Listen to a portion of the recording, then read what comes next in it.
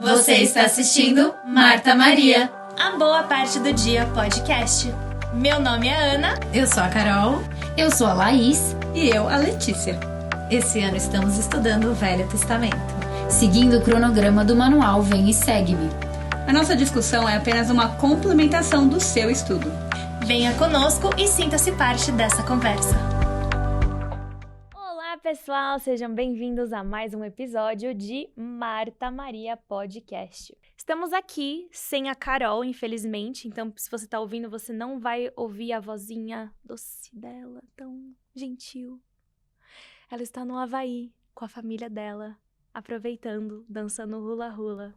Mas nós temos aqui um convidado... Arthur tá indo pra missão, né? É verdade, tem que aproveitar. Temos um convidado muito especial que vai se apresentar.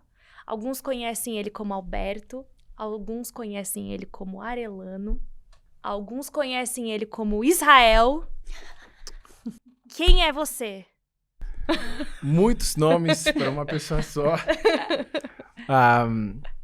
Nós brasileiros nascemos onde nós queremos. Eu, particularmente, nasci na cidade do México, no México. Ali que eu fui criado pela minha avó, né? E pelos meus velhinhos. Você chamou eles de meus velhinhos porque foi com eles que acompanhei até eles morrerem. Peço permissão para me dirigir ao seu público, posso? Por favor. Tá?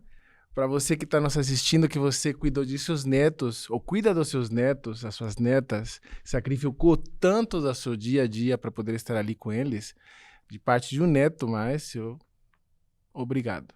Eu só falo muito obrigado por esse sacrifício que você fez.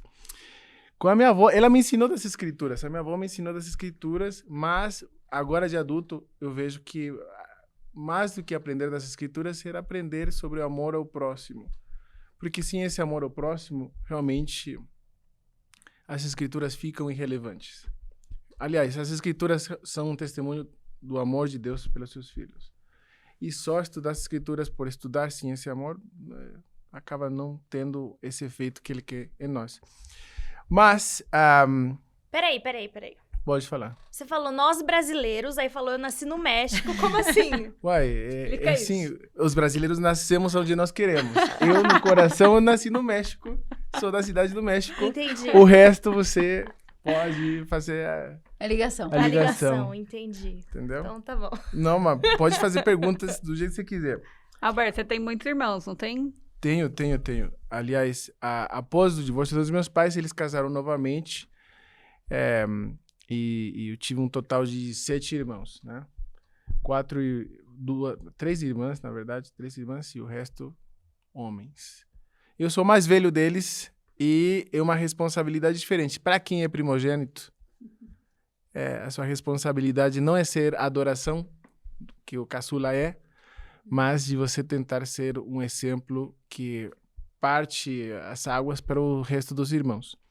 Então, eu sou mais velho deles, com certeza. E você ficou no México até que idade? Você veio pra aqui com quantos anos? Da onde você aprendeu português? Conta um pouco mais dessa história aí. Não, mas pro público, eu sou totalmente irrelevante. Para de falar isso que a gente tá perguntando de você. Não. Eu sou totalmente irrelevante. Sou um convidado que não tenho nada a compartilhar que seja demais. Eu posso dizer o seguinte...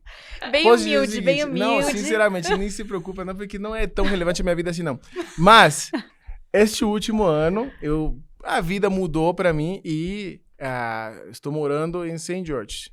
Lá em St. George, o povo me acolheu muito bem, né? Aliás, a ala de lá, a ala pioneiro, com o bispo Lacaio, eles têm me mostrado muito amor e tem sido uma experiência fantástica. Antes de morar em St. George, morei mais de uma década em uma terra maravilhosa, abençoada, mas não por causa, assim, do frio, né? O que tem de frio tem de pessoas muito aquecidas, muito boas, muito perto da ministração e de outras formas de amar a Deus, que foi lá em Rexburg, Idaho. E aí que eu tive o privilégio de conhecer a Lele e o Bruno, e porém esse lugar para mim é muito especial. Em maio, a ala, o ramo, que depois demorou 10 anos para você fazer ramo e tal, você fez a ala agora em maio. E para você que é bispo, para a esposa do bispo, para quem é líder, que já foi líder, e que você sacrificou tanto no serviço aos outros, que você conheceu Deus ao servir aos outros também, e que do nada, às vezes, você fica meio que desplaçado, sem saber o que acontece com a sua vida. Saiba, Deus sempre cuida dos seus líderes, e a esposa dos líderes também. Que às vezes a gente fica na boca do jacaré, né? Perto de ser engolido ali de muitas formas, mas esse serviço ali é uma expressão de conhecer a Deus através do rosto das pessoas menos interessantes para nós, mas super importantes para Deus. Então, obrigado pelo serviço que vocês fazem lá. O Alberto, ele foi líder do primeiro ramo latino, e aí virou ramo português também. Dividiu, né? Ramo português e espanhol. E aí agora esse ramo português. Ele não gosta de falar muito dele, mas eu vou falar. Fala aí, Letícia. E aí agora virou ala. Mas o Alberto, ele é uma pessoa incrível. A gente conheceu ele lá, o Bruno estudou com ele e a gente virou bastante amigos. E aí, quando a gente veio pra cá, o contato continuou igual, firme. E então é um prazer conhecer você. Obrigada por estar aqui com a gente hoje. Eu que agradeço. Agora, antes de entrar no assunto aqui da aula, eu queria... É porque eu acho que é muito, uma história muito boa, entendeu? Que a gente tem que contar e compartilhar pro resto da população. Que é sobre aquele atentado de terrorismo que aconteceu na aula das meninas. Eu não sou autorizado para falar, mas alguém pode falar por mim. A gente chamou o Alberto para ir lá para nossa aula. Não avisou ninguém. Não avisei ninguém, né? E a gente já tinha chegado quando ele entrou, e ele mexicano, ele veio com um poncho, né? E aí ele veio vestido com poncho, com a mão dentro do poncho. Porque todo mexicano usa poncho, né? Naturalmente. Aí foi... E assim, e toda a ala começou a entrar em desespero, porque viu um homem barbudo, com cabelo grande, com as mãos escondidas. E daí achavam que tinha um terrorista dentro da sala. E diga-se de passagem que aquela semana, aquele último mês, semanas, a gente tinha tido, acho que 2 atentados, sei lá, esses Sim. últimos que tivemos aí, nos Estados Unidos, em capelas, né? Então já tava todo mundo meio... Então as pessoas começaram a se olhar, começaram a olhar pro bispo, pro marido da Laís. E aí o bispo, muito sábio, percebeu que ele olhou pra mim e pro Bruno e deu um oi. Aí ele mandou mensagem: Brunão, você conhece esse rapaz? Aí ele, sim, é meu irmão mexicano. Daí tudo ficou em paz. Mas aí foi engraçado que assim que a gente apresentou as meninas, a gente falou que esse é o nosso terrorista, nosso amigo. Mas daí que a gente vê, né? A gente faz a acepção das pessoas pela Não foi aparência, não, pelo contrário, é só o espírito que eu levei para sacramentar, que o pessoal ficou assim, quem é esse cara ali? Não reconheço. Sim. Não, reconhecemos sim do The Chosen. Agora Metade The da Chosen. ala achou que era terrorista e a outra metade achou que era ele o tava ator, gravando. o ator do The Chosen. Gravando com o The Chosen. Não, tô sendo uma controvérsia aqui, vocês me desculpem. Nossa. Não, mas vamos voltar então. Vamos lá, pra- desculpa, só Não, tinha que contar gostei, essa história. foi bom. Então, nós estamos na semana de 10 a 16 de agosto. O tema da aula é Nele Esperarei. E estamos cobrindo vários capítulos de Jó, que não vou ficar aqui falando. Mas é o livro inteiro de Jó, mas aqui no Vem e Segue-me ele escolheu alguns capítulos mais chaves aí pra gente focar o nosso estudo. Então, se você tiver um tempo, eu acho que vale a pena ler Jó por inteiro, mas é bastante. Então, se você quiser só focar nesses capítulos que ele sugere, não tem problema. Também no manual do Vem e Segue-me, tem aquela partezinha que sempre aparece, que é para ponderar, ler a poesia do Velho Testamento. Então, eu não sei se vocês lembram, mas lá no comecinho do ano, a gente quebrou o Velho Testamento em 3 ou eram 4 partes? Acho que é 4 partes. Tem gente que fala que é 4 partes, tem gente que fala que é 3. Que tem a história, né, que é de Gênesis a Éster. E agora a gente tá entrando na parte de poesia do Velho Testamento. Então, aqui a gente vai ver, vai ser um outro tipo de... Claro que tem uma historinha aqui e ali, pra gente se situar, mas a maior parte do texto é feita numa linguagem poética. Então, é isso que ele tá explicando aqui nesse para ponderar. E eu achei legal, eu quero só ler pra vocês, porque a poesia que a gente tá acostumada em português é diferente, a poesia em inglês é diferente, e aqui nós temos uma tradução da poesia hebraica, que já tem o seu próprio jeitinho. A poesia hebraica é de um jeito diferente do que a gente está se acostumado, né? Então, ele fala aqui que ela não é baseada em rimas, ela tem um jogo de palavras, tem repetição. Então, por isso que, por exemplo, em Isaías 52:1, a gente lê: veste-te da tua fortaleza, ó Sião. E daí ele repete: veste-te das tuas vestes, várias vezes vestes. Formosas, ó Jerusalém, que pode soar um pouco estranho pra gente lendo em português, mas é lindo e muito poético em hebraico.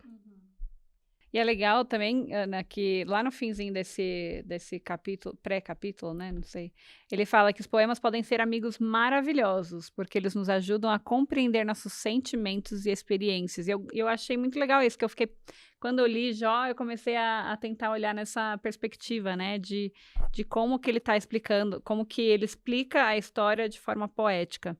E aí ele fala, mais para baixo, ele fala: enquanto os salmos expressam sentimentos de louvor, luto e adoração, a literatura de sabedoria enfoca conselhos atemporais ou questões filosóficas profundas. O livro de Jó, por exemplo, explora a justiça de Deus e as razões do sofrimento humano.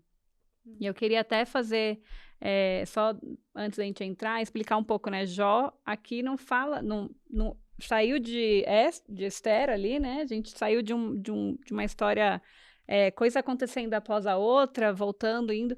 E Jó aparece do nada, a gente não sabe se ele é israelita, se ele é membro né, se ele tem alguma relação com Davi, né, alguma relação com Abraão, mas a gente sabe que ele é de Uz, e também não sabemos onde fica Uz, né, então é interessante que também deixa mais claro a importância de Jó por inteiro, assim. Jó, que é a história dele que é importante, não importa de onde que ele é, não importa se ele é israelita ou não, né? O legal é isso, que assim, nós, com a nossa perspectiva de hoje, do século XXI, a gente quer saber aonde no mapa que está acontecendo tudo, por que aconteceu isso, por que aconteceu aquilo, mas não, ali para eles só era importante a história de Jó, não precisa saber que Uz era embaixo, em cima de Jerusalém, onde que ficava, enfim.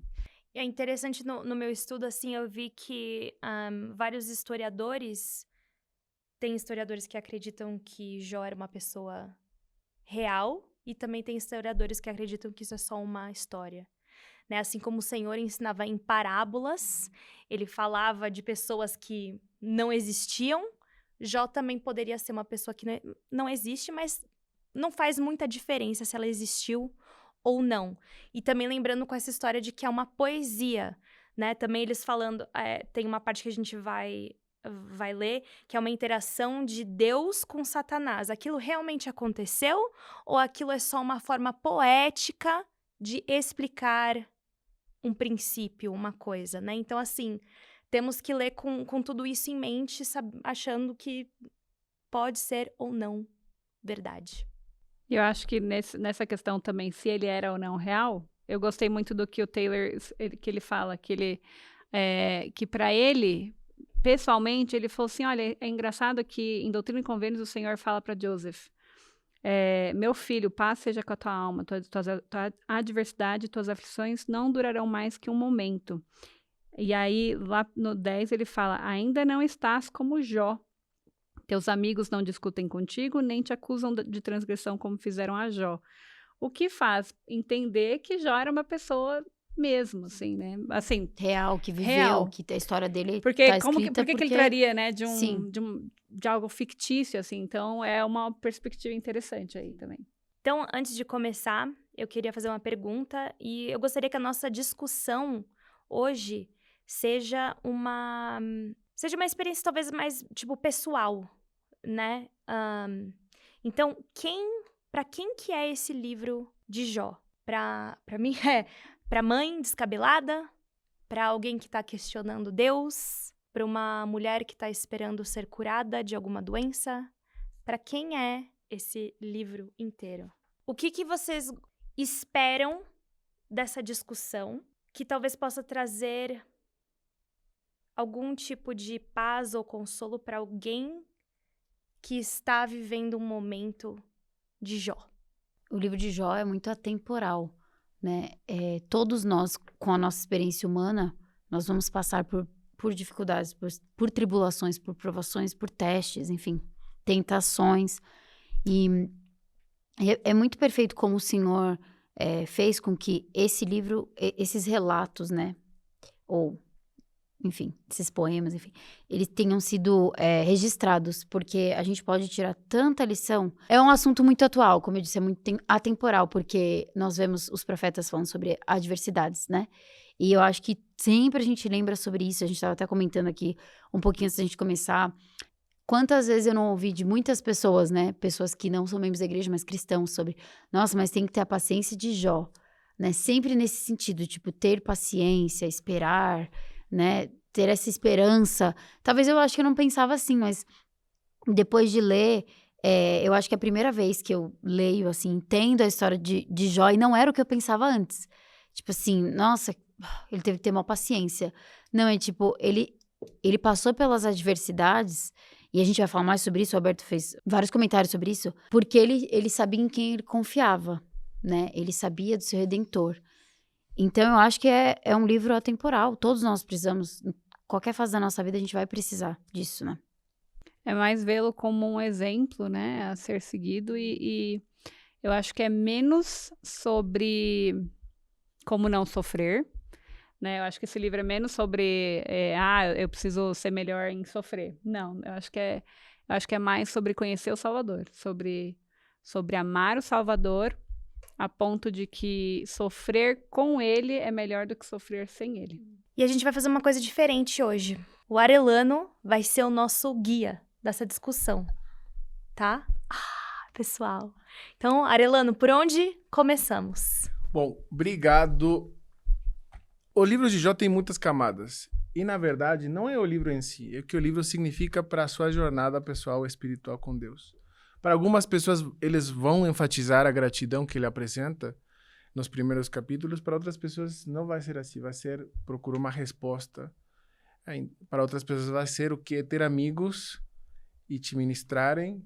E depois a relação fica um pouco assim, diferente, difícil. Não vamos providenciar uma resposta como tal, mas as vias para você ter a sua própria resposta. A pergunta seria aqui: pensem em todas as bênçãos que vocês já receberam e que por alguma razão vocês perderam. Alguma bênção você já perdeu. Você recebeu em algum ponto importante da sua vida e não está mais com você. Se você pensar que você perdeu por causa de pecado ou transgressão, é válido. Mas Jó se pergunta, e se não for? Se não for. Então, vamos pensar naquelas pessoas que nós amamos, que perdemos já, tentativas, sonhos, esperanças, até partes do nosso próprio corpo, o luto de ter e depois ser retirado. E a dúvida que fica em por quê? Por que foi retirado? Realmente cometi algum erro ao ponto do Senhor retirar de mim? Então, vamos entender através de Jó, além da poesia que ele apresenta, como uma parte encarnada em todos nós. Abraçando Jó. Nós fazemos parte de Jó e a experiência dele é a nossa experiência também. Então, começando com o versículo 1. Cara, Laís, pode ler para nós o primeiro versículo? Havia um homem na terra de Uz, cujo nome era Jó. E era esse homem íntegro, reto e temente a Deus, e desviava-se do mal. Agora, nós podemos pensar em Jó fora de nós. Não, pense assim, havia uma mulher chamada Laís, chamada Letícia, chamada Ana, morava na terra, sei lá, Saratoga, St. George, o que for. E era uma mulher, um homem íntegro, íntegra, reto, reta, temente a Deus. Vocês já viveram essas faces também, né? Você tinha me dito antes, são facetas da nossa vida. Já tivemos facetas onde nós éramos muito, muito fiéis e momentos onde sentimos que essa fé não nos dava mais o ar que precisávamos. Mas nesse caso, é nós, todos nós. Então, vamos ver o valor simbólico. Número 3 e 4, pode ler para nós, por favor? E era o seu gado 7.000 ovelhas e 3.000 camelos e 500 juntas de bois e 500 jumentas. Era também muitíssima a gente a seu serviço. De maneira que era esse homem maior do que todos os do Oriente. Iam seus filhos e faziam banquetes em casa de cada um no seu dia. E mandavam convidar as suas 3 irmãs para comer e beber com eles. Lembre-se dessa fase onde você convidava todas as pessoas na sua casa para comer. O valor simbólico aqui é a prosperidade que você tinha naquele momento. Uhum. Né? Essa prosperidade que você sente que possivelmente não vai terminar. O que é? Um bom trabalho? O que outras coisas pode ser que a pessoa não sinta que vai ser retirada em algum ponto? A saúde. Saúde, principalmente. Para as pessoas que estão nos assistindo, que têm um problema de saúde, estão lutando com um problema de saúde, pode sentir que já teve um momento onde essa saúde não era nem um pensamento na cabeça. Que mais? Não se diga saúde mental e emocional. Sim. Essa eu já perdi faz tempo. Já perdemos todos nós aqui. Acho que membros da família, seja um cônjuge, filhos, pai, mãe, a gente não, né? É inimaginável eu pensar que um dos meus filhos vai ser retirado de mim, por um motivo ou outro. Uma perda gigantesca. E outro tipo de acumulações materiais que também são importantes, né? Você abre a conta do teu banco, você vê que você tem o dinheiro suficiente para não se preocupar em providenciar comida para sua família. Essa prosperidade. Ou até a sua casa, né? De não ter nenhum desastre natural. Às vezes não é nem uma perda monetária, mas é uma perda por conta de desastres, né? A gente não vem... Do nada acontecem coisas que a gente não planeja, né? Adorei, porque o ponto ali é essencial para entender que geograficamente podemos ser muito abençoados e ter que mudar desse lugar se sente uma grande perda. Uma perda que é um processo de um luto muito, muito forte. Mas aqui a parte para nos focar da proporção que cobre todos nós em questão de bênçãos e promessas já dadas. Não por receber, mas já dadas. Então, vamos continuar. 6 anos, você pode ler para nós, por favor? E num dia em que os filhos de Deus foram apresentar-se perante o Senhor, foi também Satanás entre eles. E disse o Senhor a Satanás: Consideraste tu o meu servo Jó? Porque ninguém há na terra semelhante a ele, homem íntegro e reto, temente a Deus, e que se desvia do mal. E então respondeu Satanás ao Senhor e disse: Porventura teme Jó a Deus em vão? Essa parte traz muito conflito para algumas pessoas. Como que é possível? Por que Satanás conversou? Por que Deus permitiu e tal?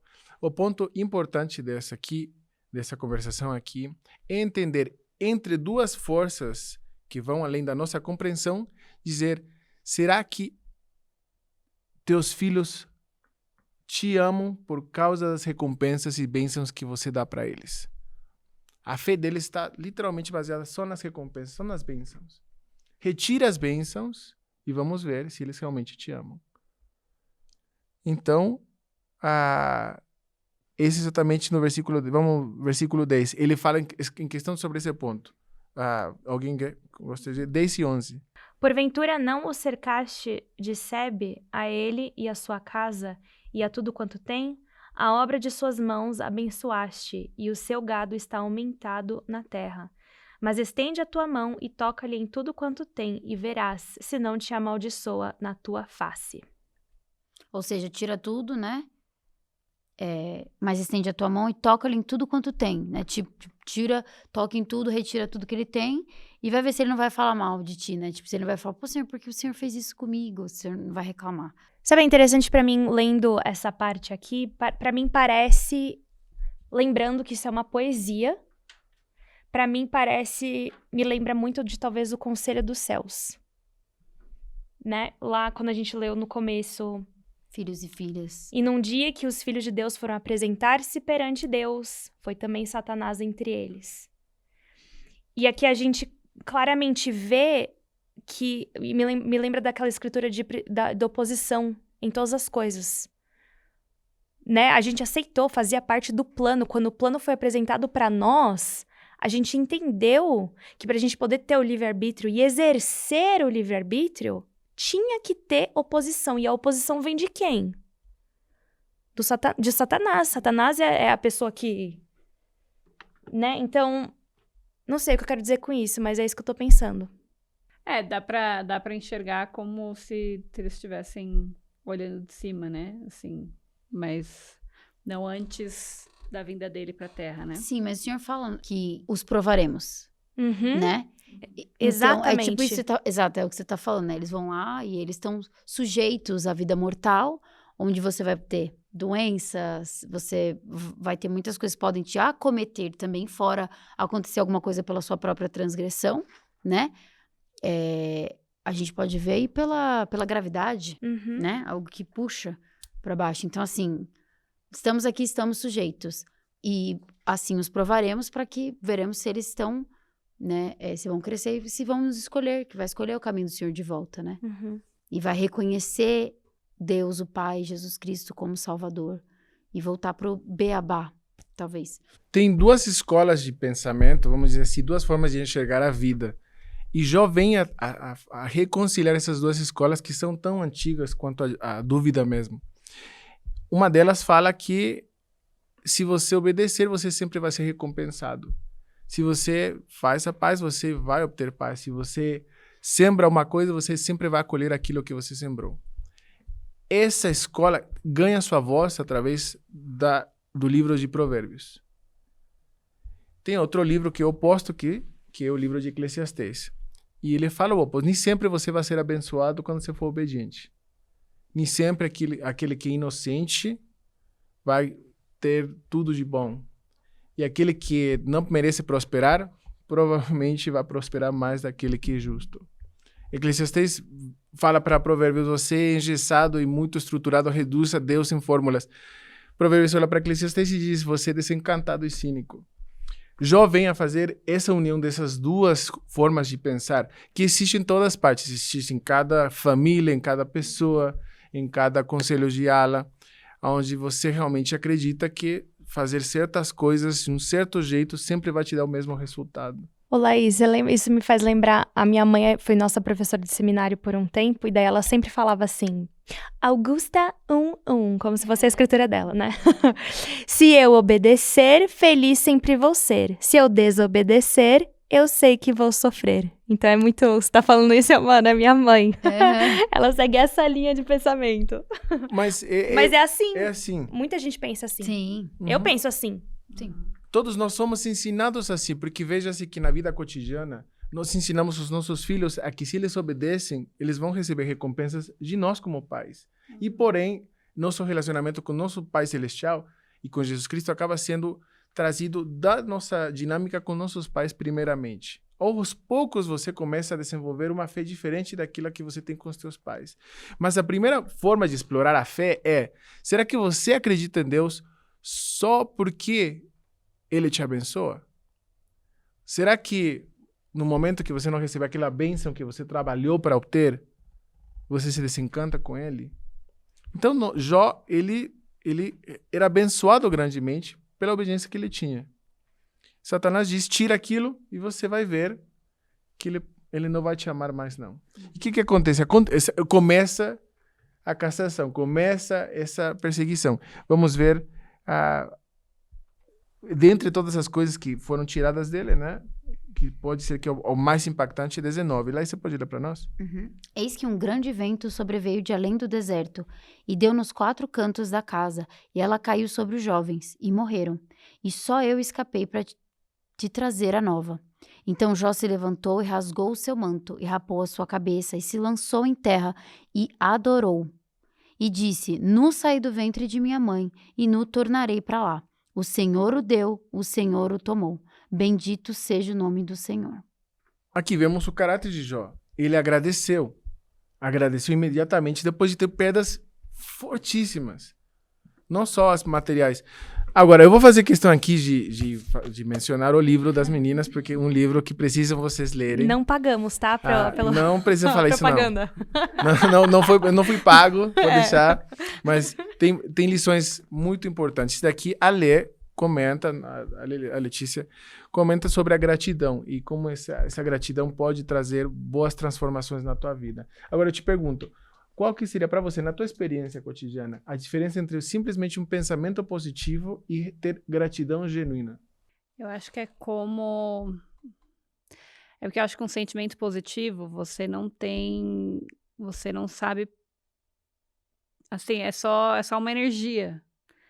Mas tudo que é positivo vem do Senhor. Eu acho que para mim é mais assim, a questão de ser grato é poder reconhecer que o Senhor tá em tudo. Que é diferente de você só, não, vai dar tudo certo. Tá tudo ok. Mas é saber da onde que vem o tudo ok, da onde que vem o vai dar tudo certo. Né? Então, é engraçado que essa semana aconteceram algumas coisas em casa que me deixou muito frustrada. E a primeira coisa que eu pensei foi, por que isso aconteceu? Por que o Senhor tirou essa bênção de mim? Ou o que eu fiz? Será que a gente fez alguma coisa errada que nos fez chegar nessa situação, né? Por que tá dando tudo errado agora? Tava tudo planejado, tava tudo certo. E aí, ao mesmo tempo, logo em seguida, eu falei, não, às vezes não é nada. E assim, eu tava estudando Jó também, mas na hora me veio, antes de eu pensar em Jó, me veio na cabeça, não, pode também não ter sido nada. Ser relacionado a você, ao seu marido, a alguém que tenha errado. E ao mesmo tempo também, assim, foi um pensamento atrás do outro, né? Mas na hora me veio uma gratidão. Nossa, mas eu tenho tantas outras coisas pelos quais eu sou grata. Por que eu tô reclamando por essa pequena coisa que eu achei que era uma bênção que eu tava esperando há muito tempo, há alguns anos já. Então, ao mesmo tempo que a gente pode sentir a dor, o sofrimento, é difícil a gente ser positivo se a gente não tiver para quem apontar essa positividade, para quem ainda pode te suprir, pode te carregar no colo, né? Então, assim, ao mesmo tempo que eu estava super triste, na minha cabeça eu estava super acalentada, porque tudo bem, é só por um momento. Talvez vai vir essa bênção de novo depois, talvez as coisas vão se acertar, talvez não também, e tudo bem. E minha vida não precisa depender disso, né? Não precisa depender dessa bênção acontecer ou não, né? É ser grata pro Senhor e pronto. Me fez pensar, Lê, eu sei em quem eu confiei e o motivo da gente ter a Igreja de Jesus Cristo nos últimos dias é para que nós tenhamos o caminho para voltar a viver com o Senhor, mas para que nós saibamos que Jesus Cristo é nosso Salvador. Então eu tava pensando assim, nas coisas que já aconteceram na minha vida e que vão acontecer. Eu sempre falo isso pro meu marido, nós estamos vivos, tipo, coisas vão acontecer. E dá um pouquinho de temor, dá um pouquinho de medo, mas eu não vou perder o chão. Eu tenho Jesus Cristo. Se qualquer outra coisa acontecer, eu não quero perder o chão, porque Jesus Cristo é o meu chão, porque Ele é a minha base. Então, sabe assim, quando na minha cabeça eu imagino assim, sendo jogada pra cima, mas estando mais ou menos tranquila, porque a hora que eu cair, eu vou cair nos braços de Jesus Cristo, eu não vou cair. Todo mundo já teve esse sonho, né? Que a gente tá caindo de algum lugar. Já teve esse sonho? Sim, você acorda assim mesmo. Exato. E eu tô caindo nos braços do Senhor. Então, assim, se eu perder bens materiais que eu tenho, coisas que são hoje, nas quais eu me apoio, né? Na minha vida, que eu tenho ali, eu tenho isso aqui, sabe? Não vai faltar comida, não vai faltar conforto, mas se eu não tiver nada disso, será que ter só o Senhor é suficiente na minha vida? E realmente é uma pergunta retórica pra mim, porque isso me fez pensar demais, exatamente, porque eu tava falando pro Alberto o seguinte, mas aí me lembrou da minha bênção patriarcal, mas será que as bênçãos não vão ser... assim, mediante a minha fidelidade, mas também mediante a vontade soberana do Senhor. Mas ele falou, nós estamos falando de outra coisa. Ele não falou exatamente assim, mas ele falou de coisas que já foram dadas e elas foram retiradas. E eu falei, nossa, é verdade, né? Então, na nossa vida, a gente já teve, ou ainda vai ter, ou tá tendo algumas coisas retiradas. Será que a gente vai se sentir seguro sem essas coisas? Será que são... Eu sempre falo isso, né? Aonde está o meu tesouro, ali estará meu coração. Enfim, meu coração está onde... E meu coração está em Jesus Cristo, sabe? Será que eu realmente vou ficar bem se eu perder, sei lá, a gente perdeu o emprego, eu e meu marido, enfim. Ou se aconteceu, né, como a gente falou de Jó, de perder a família. Uau, né? É uma coisa, a gente realmente vê onde está fundamentada a nossa fé. E é engraçado que às vezes eu fico pensando, né? Eu tenho essa predisposição a ser grata antes de tudo e um certo medo também, que eu penso, será que por eu ser assim, as coisas vão me ser retiradas em algum momento para poder, que nem Jó, ver aonde está o meu amor? Né? Porque eu não vou para a igreja porque me faz bem, eu vou para a igreja porque eu preciso da igreja, assim, não é... Renovar meus convênios, eu preciso renovar ordenanças, né? meus convênios. Ou então eu pago o dízimo porque me traz bênçãos. Não, eu preciso pagar o dízimo porque é minha obrigação com o Senhor. Então, às vezes, eu me pego pensando assim, pô, eu bato tanto nessa tecla de que a gratidão transforma a nossa vida, de que a gratidão me faz ser uma pessoa mais feliz. Mas e quando eu perder essas coisas pelas quais eu sou grata? Será que eu vou continuar sendo grata? Né? E às vezes me dá esse medo, que eu falo, será que eu tô apostando tanto nisso? E aí um momento vai me ser tirado e eu vou continuar sendo essa pessoa? Então é um medo real, mas eu acho que nos põe no lugar de Jó também. Onde está o nosso coração? Onde está o meu amor? Será que é as coisas? Será que é aquilo que eu tenho à minha volta? Ou será que é o Senhor, né? Vocês deram voz para milhares de pessoas que estão nessa posição de medo. Nós vemos aqui a aptidão espiritual de Jó, porque, como o livro aqui fala da gratidão, a lei nos mostra que a verdadeira gratidão vem do fundo do coração. Você literalmente se foca nesse sentimento daquelas coisas que fazem parte de ti, mais do que um pensamento positivo onde você tenta suprimir a raiva que você possa ter. Mas a gratidão tem os seus limites também. E nós vamos explorar esses limites com Jó. Lembre-se, não está além da nossa experiência. Nós somos parte de Jó. Então, Jó tinha o suficiente como para entender que aquilo que aconteceu e foi retirado dele não era ele.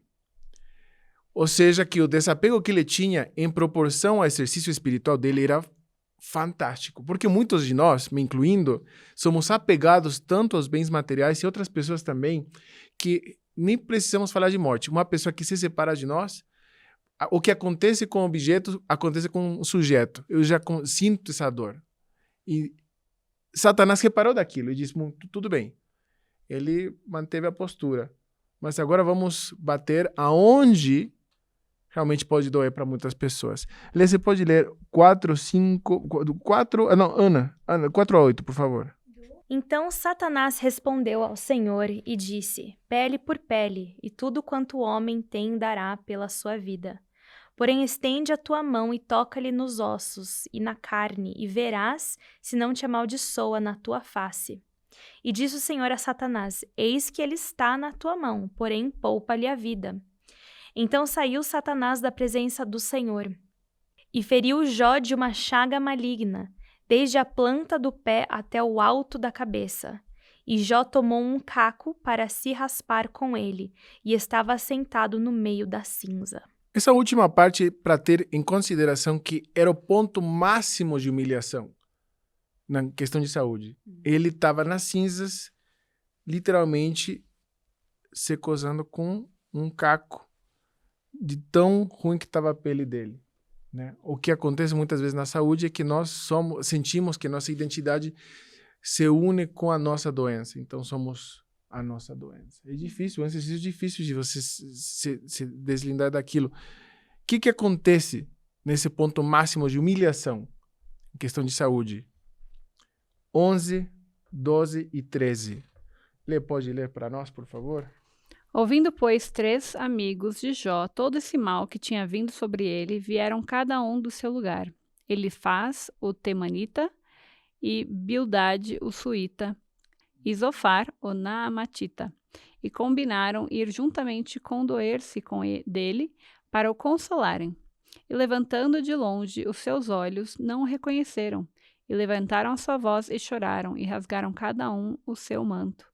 E sobre as suas cabeças lançaram pó ao ar.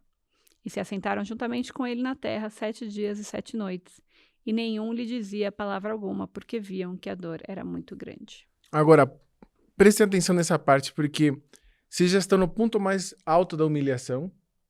Lembrem-se dos momentos onde vocês choraram e dormiram chorando, acordaram com uma angústia incrível, vocês não podiam nem se enxergar no espelho, Estava completamente mal, que nem tinham forças de poder trazer gratidão mais não, fisicamente. E vieram amigos que nem reconheceram você, mas estavam ali. Pense nos amigos e as amigas que vocês tiveram por perto em momentos muito desafiadores e que fizeram questão só de ficar sentado com você, sem falar nada, testemunhando a sua dor. Rasgaram essas roupas, um modo simbólico de dizer, nos humilhamos contigo também, sem poder dizer nada. Algum pensamento com respeito àquilo? Já tiveram família, amigos? Qual que foi o sentimento de receber esse tipo de visita?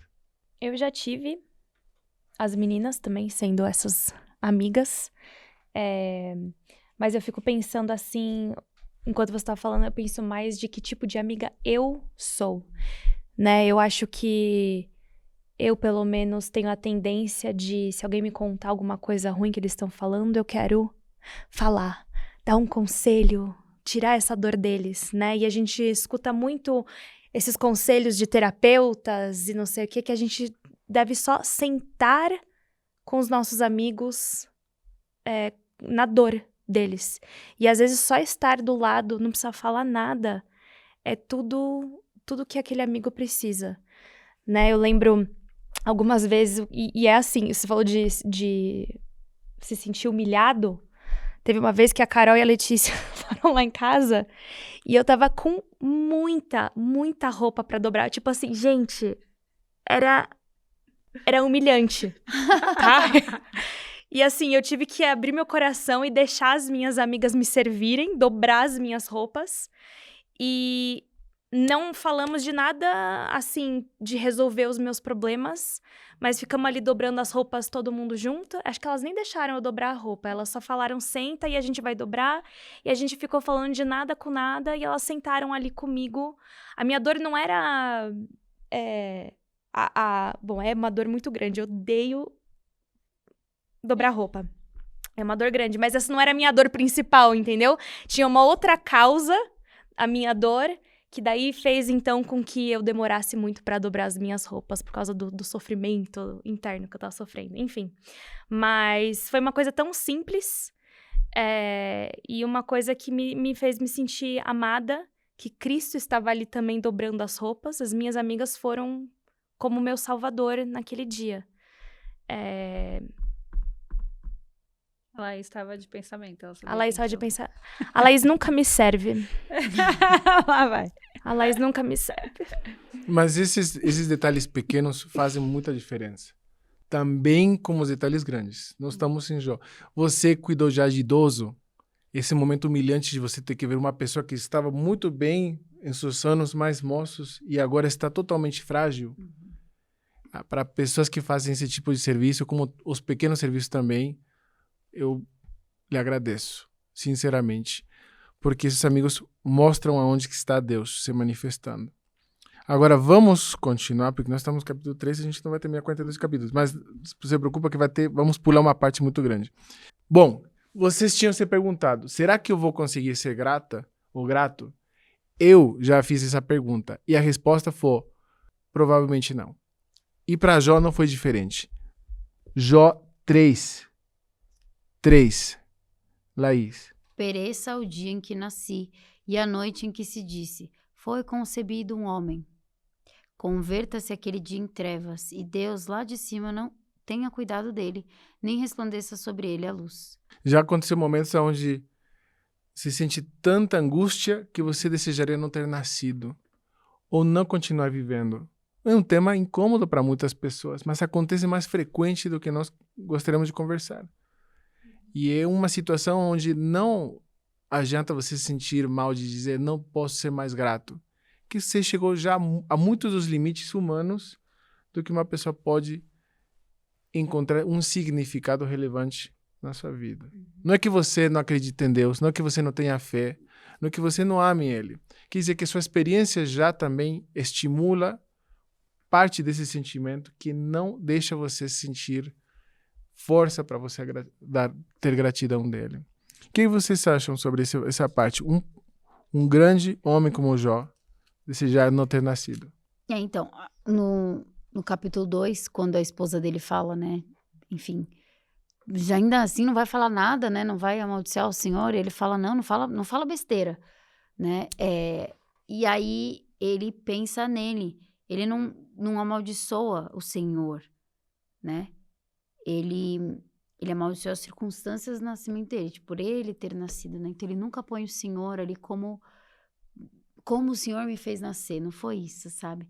Então, pra mim, eu já olho a visão dele. Claro, é triste ele, né, ter pensado nisso, mas assim, ele entende a linha de pensamento dele, nunca foi culpando, nunca foi colocando o peso no Senhor. Mas eu acho que muitas pessoas passam por isso, né? Onde elas... É tão angustiante, como você falou, passar por isso, né? Que elas desejariam não estar passando por isso, nem ter essa existência. E ele não é um robô espiritual, né? Ele sente tudo. Mas ter a fé que ele teve não significa não sentir tristeza ou não sofrer, não questionar. Né? Ele faz tudo isso, mas ao mesmo tempo ele continua com fé no Senhor. Né? E eu acho interessante esse 3, né? Que ele fala: pereça o dia em que nasci. Ele não tá... É isso que você falou, né, Laís? Ele não tá questionando ao Senhor, mas assim, ele tá pensando, então, talvez tenha sido eu o problema, né? Todas as circunstâncias aconteceram com minha família por conta de mim, né? Então, ele nunca coloca o Senhor no lugar de... E aqui, lembrando, né, essa discussão que o Senhor teve com Satanás, né, que essa coisa teatral no começo, deixa bem claro que o Senhor, ele não faz com que essas coisas aconteçam. Ele permite que as coisas aconteçam porque ele nos dá o livre-arbítrio, ele sempre nos deu o livre-arbítrio. E quem nos acusa, quem quer nos machucar, é o Satanás. E aqui ele deixa bem claro isso também no começo desse estudo, né? Que Satanás, ele tá aqui nessa terra para isso. Né? Ele quer nos ver sofrer. Ele deixa bem claro desde o começo que ele quer nos ver sofrer. Porque já que ele não pode viver a vida que nós estamos vivendo, que ninguém mais viva, né? Então, o Senhor, ele permite, mas ao mesmo tempo ele tá lá para poder carregar. Ele tá lá para poder acalentar ou carregar no colo quando a gente busca ele depois, né? Tenhamos em mente que essas provações foram explicadas para nós leitores. Não foi para ensinar Jó algum princípio, não foi para fazer questão de que Jó se purificara. É simplesmente uma conversação sobre o que é a fé e se você ama a Deus mais pelas recompensas do que Ele mesmo como um ser amoroso e um Pai Celestial amoroso. Vejamos então que até a queixa, até o desabafo é uma forma, se é para Deus, é uma forma de oração. Então, não se sinta mal se você tem que se queixar com Deus. Se tem alguém que pode ouvir as tuas reclamações, é Ele.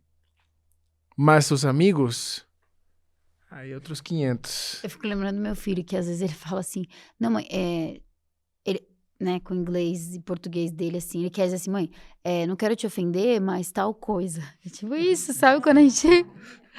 né, assim, Senhor, não é que eu tô querendo ser ingrato, não é que eu tô querendo, sabe, assim, mas... E é interessante como a gente pode se queixar mesmo, né?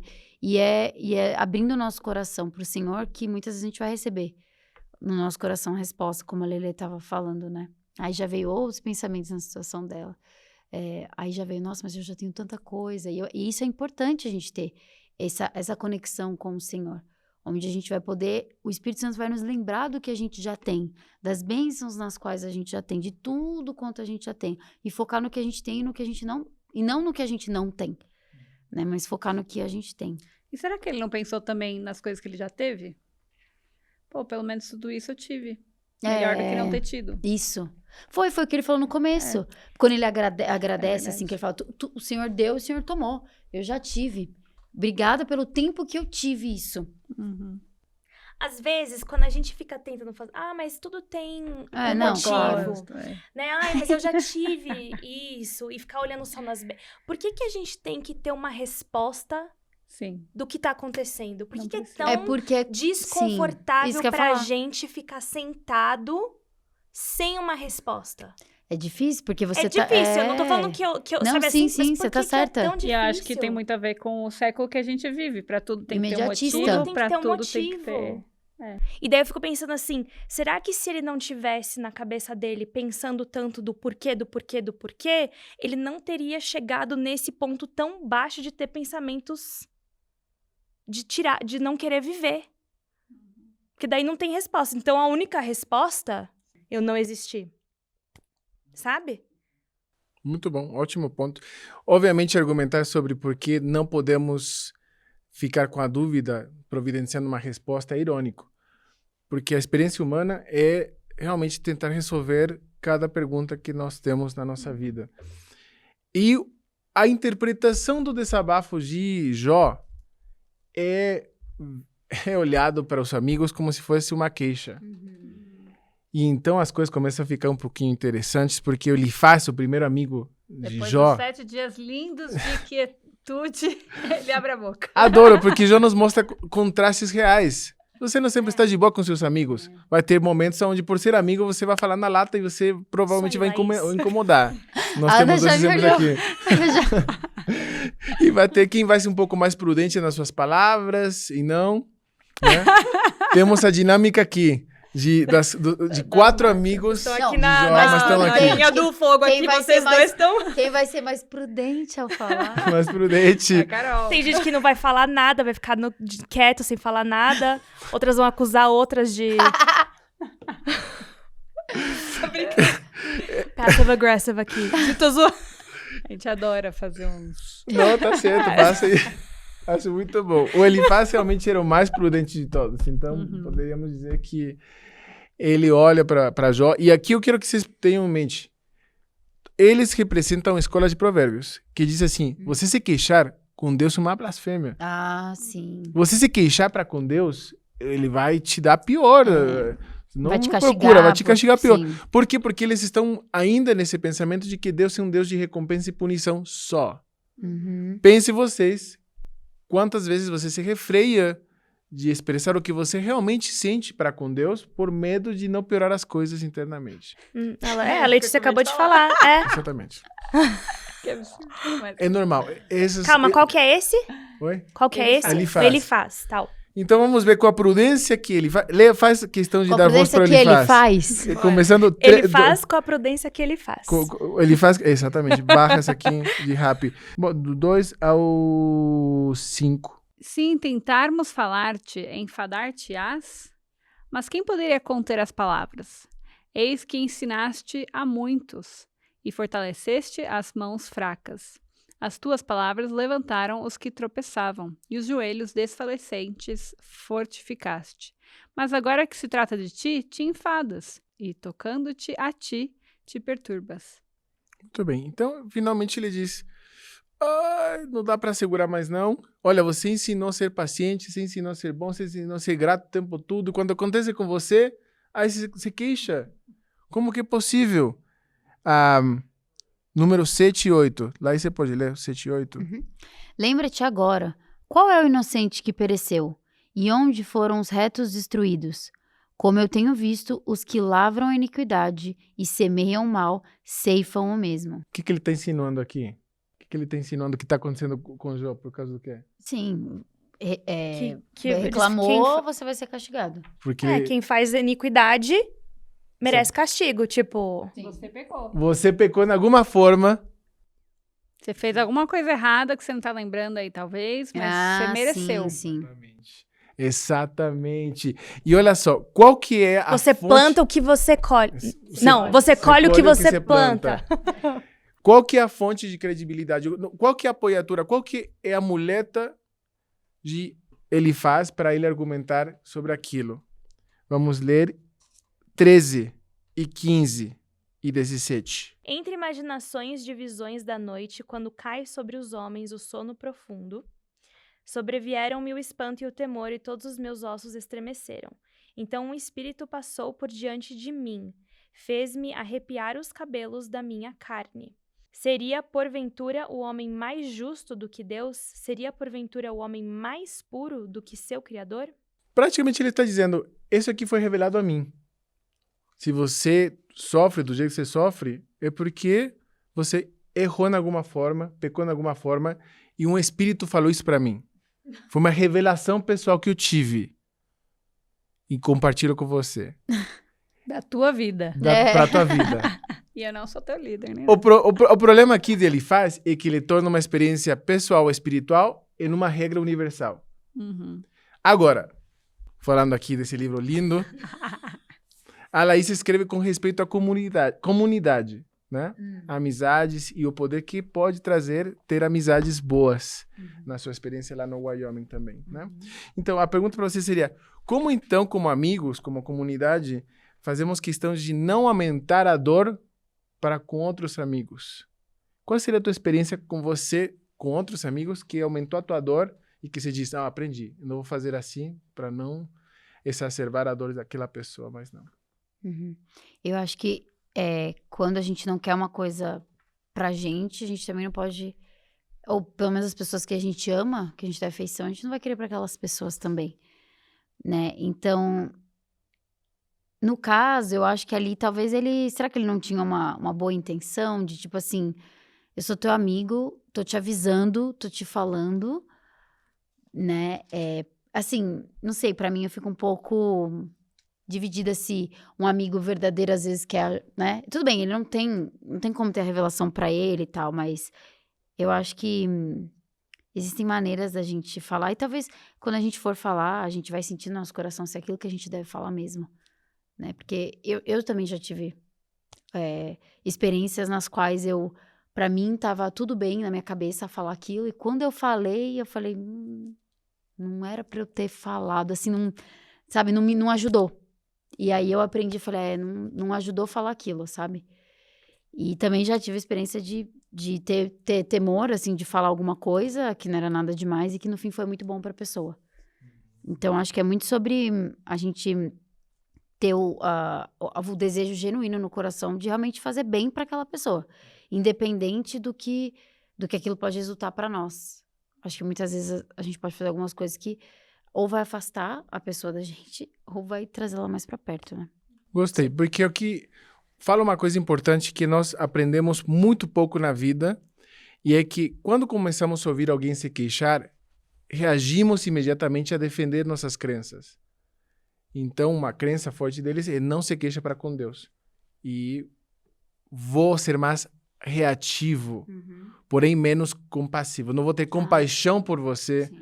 porque agora não é tentar ser efetivo em te ajudar, é ser correto. Exato. E Jó repara daquilo e capítulo 6, 14, você pode ler para nós, por favor?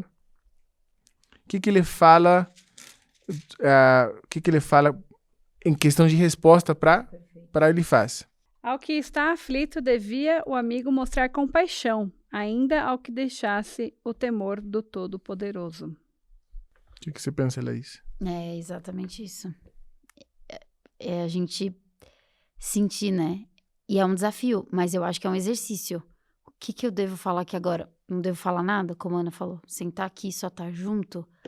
E muitas vezes, eu até na minha vida é interessante você me fazer essa pergunta, porque até assim, profissionalmente, já recebi feedback anos atrás de que eu colocava os bois em frente ao carrinho, sabe? Então, eu sou uma pessoa que, eu quero ajudar, eu quero fazer, mas às vezes a ajuda que aquela pessoa tá precisando não é exatamente o que na minha cabeça eu acho que ela precisa.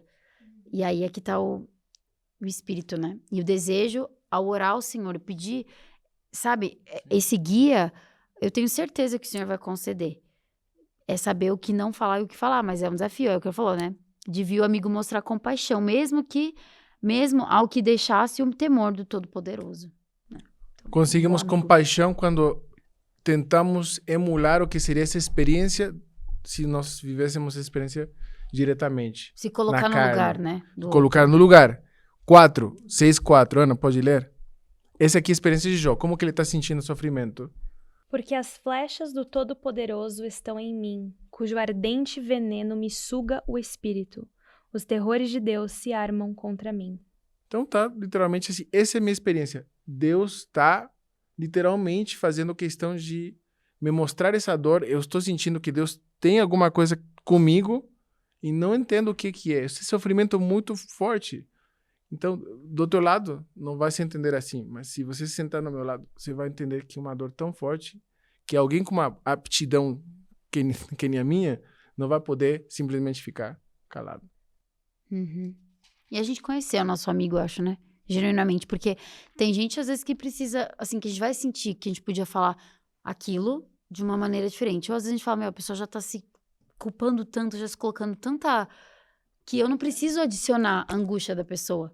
Eu tenho que estar aqui pra ajudar. E às vezes a gente não fala pra pessoa, né? Mas a gente, mereceu, né? Nossa, bem feito, porque não fez aquilo, não vai pra igreja, claro. Nossa, que Letícia, aconteceu você isso. pensa assim? Ela tá tô falando dos outros, ela não tá falando dela. Nossa, Às vezes não, né? bem Às vezes- feito. Não, na vida, a gente já Teve o que pensou assim, merece. também, né? A hora que a pessoa também, fala, né, exato. também, né? Aquele... Então, e é interessante que Jó, não sei, você vai passar um por um, né? Não sei se eu chego lá na frente, mas que ele fala, né? Pô, continuem então me zombando, né? Tipo, tá bom, Sim. vou ficar 19? ouvindo mais. É que parece que ele tá ficando assim, né? Tá caindo na cadeira e só ouvindo os amigos derrubarem em cima dele, né? E aí eu ouvi a história de uma mulher que ela tava... colocando as luzes de Natal na casa dela e ela caiu da escada e quebrou os 2 braços e as 2 pernas. Só que ela conseguiu recuperar, mas ela foi para um casamento da filha de uma amiga e ela chegou lá, assim, né, toda debilitada e algumas pessoas vinham, ai, como você tá, tal. E aí ela ouviu uma pessoa mais distante, assim, falando também, né, não esperou o marido. Aí na hora, né, qual foi o sentimento dela? Ela falou, pô, né? Tipo, já tô sofrendo aqui. Não Sim, preciso eu preciso de mais. uma pessoa me julgando, né? Com isso. E aí eu gostei muito de algo que ela falou. Julgar e menosprezar não ajuda em nada. Culpar é derrotista, né? É defeating, te derrota. Culpar alguém é derrotar quem já está derrotado. Então, assim, não é culpa dela. Assim, ela tava cuidando da casa dela, né? E aí a pessoa ainda vai em cima e fala mal, né? Então, às vezes, a gente pode ser essa pessoa sem querer, sem a gente querer causar isso, a gente acaba causando. Então, que a gente policie sempre esses pensamentos e, às vezes, falar eles em voz alta para as outras pessoas, né? Elifaz fica, obviamente, tentando convencer o porquê do sofrimento de Jó e tentar convencer dele a ser grato. Vamos um pouquinho antes, Jó 5:17. Ana, você pode ler? Qual que é o conselho de Elifaz para Jó? Eis que bem-aventurado é o homem a quem Deus castiga. Não desprezes, pois, o castigo do Todo-Poderoso. Então, aprenda a amar esse momento ruim. E Dá um soco na cara dele. Com certeza passou na mente de muitos de nós, né? Seja feliz, dá sorriso, ainda quando você tá totalmente lá embaixo. Não sofra, fique bem, né? Não sofre. Tá tudo bem, Ana, tá de boa. Tá. Fica sorrindo aí. Você acabou de ralar o joelho, tá com o nariz rasgado. Mas Eu tá faço tudo isso bem. pras crianças. Tá tudo bem, tá tudo bem, tá tudo bem. Para não foi nada, não foi Não nada, tá para de tudo bem chorar. pra você. Olha só. Eu tenho me pegado, às vezes eu penso nisso e falo, nossa, mas tá machucando mesmo, né? Tipo, não tá tudo bem. Peraí. Tudo bem, vem colinho de mamãe. Eu quero que vocês possam enxergar em outras pessoas quem poderia ser os amigos de Jó, mas também que parte de nós fazemos questão de dizer, foi revelado a mim, porém é assim e assim e assim. Quando às vezes nem sempre tem que ser desse jeito, para explicar o sofrimento. Vamos... Eu acho que às vezes, assim, talvez nem foi revelado, né? Não vou chegar pra Letícia, Letícia, foi revelado a mim. Mas eu posso falar assim, na minha experiência, Letícia, se você fazer assim, que nem eu fiz, vai dar X, né? Então, às vezes, nem é, tipo, revelação que a gente recebe pro nosso amigo. Mas é, tipo, de acordo com a minha experiência, o que eu conheço, esse é o caminho. A mais A é igual a X, whatever. Eu acho que a gente não pode se magoar se a pessoa não seguir o teu conselho, né? Porque a experiência dela não é minha. Então, quem sou eu para falar o que você tem que fazer? Nossa, que você falou isso exatamente apropriado para líderes, bispos, presidentes que ficam magoados por não ter a possibilidade de fazer que aquela pessoa faça aquilo que foi falado, conselho que foi falado. E nós vemos padrões espirituais e gostaríamos que aquela pessoa também chegasse aqui em nós, mas faz parte da jornada daquela pessoa. Todos temos o livre-arbítrio. Todos temos o livre-arbítrio e temos que lembrar que Deus, além, pode ser percebido como um Deus de punição e castigo, recompensa, mas Deus é um Deus de desenvolvimento. E a minha jornada vai ser muito diferente do que as mulheres que estão aqui do meu lado. A Bildade é o seguinte amigo que tenta explicar os sofrimentos de Jó. Não é mais em questão de espiritualidade e revelação pessoal. Ele é o mais velho, porém é o que menos filtro tem. E ele começa já com os 2 pés no peito diretamente e faz uso de falar dos filhos. 4, Laís, pode ler capítulo 8, 4, 5, 6. Se teus filhos pecaram contra ele, também ele os entregou ao poder de sua transgressão. Mas se tu cedo buscares a Deus e ao Todo-Poderoso pedires misericórdia, se fores puro e reto, certamente logo despertará por ti e restaurará a morada da tua justiça. Está ensinando o que aqui? A culpa dos teus filhos, eles fizeram algo errado. É, Alguém ali pecou. alguém ali pecou. E os teus filhos não tiveram tempo de se arrepender? Você ainda tem. Exato. Exatamente. Está ensinando o quê? Que a razão do sofrimento é O pecado. Pecado. O pecado de outros. Pecado até de outros. Tudo bem. Qual que é a apoiatura? Qual que é o alicerce? Qual que é a muleta dele? Vamos ler 8, 9 e 10. Pode ler para nós? Pois eu te peço, pergunta agora às gerações passadas e prepara-te para a inquirição de seus pais, porque nós somos de ontem e nada sabemos, porquanto nossos dias sobre a terra são como a sombra. Porventura não te ensinarão eles e não te falarão, e do seu coração não tirarão palavras? Pergunta às gerações passadas. Ele era o mais velho, e porém ele diz, isso aqui para mim é óbvio porque a tradição confirma e respalda aquilo. Já aconteceu com muitas gerações, de que o sofrimento foi por causa de pecado. Então a forma dele pensar é, Deus é justo, a tradição confirma aquilo, e se você sofre é porque algo está errado. A tradição confirma que se você voltou antes da missão, então alguma coisa deu errado com você. É o que coletivamente o pessoal pensa. É o caso? Não é o caso sempre. Então, mas não tem espaço para dar essa dúvida, dizer, não, poderia ter acontecido alguma outra coisa que não tem nada a ver com dignidade. Mas a cultura e a tradição já enforçam esse tipo de pensamento. Entendeu? Vamos continuar então. O Jó, obviamente, fica, como a Lê falou, debatendo com respeito àquilo, mas faz um espaço para dar uma oração a Deus reconhecendo Ele. Nós queremos também ver como Jó ora com Deus, não só para se queixar e dizer, Deus, eu estou sentindo que o Senhor está com alguma encrenca comigo. Capítulo 9 também nos dá o outro lado da moeda. Capítulo 9, 4, 5. Laís, você pode ler para nós, por favor? Ele é sábio de coração e forte em poder. Quem se endureceu contra ele e teve paz? Ele é o que transporta as montanhas, sem que o sintam, e o que as transtorna no seu furor, o que remove a terra do seu lugar e as suas colunas estremecem. Praticamente ele está contemplando poeticamente o poder de Deus. Mas pendula, como todos nós já fizemos na vida, momento de muita força, com momento de muita fraqueza. Ana, capítulo 10, 1 e 2, por favor. A minha alma tem tédio da minha vida, darei livre curso à minha queixa, falarei na amargura da minha alma. Direi a Deus, não me condenes, faze-me saber por que contendes comigo. Vale não ser consistente com respeito a nossos sentimentos para com Deus? Eu acredito que vale. Sempre quando você seja sincero com aquilo que você sente. Quem vai ser o seguinte em tentar explicar a dor e os sofrimentos de Jó? Zofar. Vamos lá para capítulo 11? Vamos ler o que ele está insinuando. Porventura não se dará resposta à multidão de palavras? E o homem falador será justificado? Mas, na verdade, quem dera que Deus falasse e abrisse os seus lábios contra ti.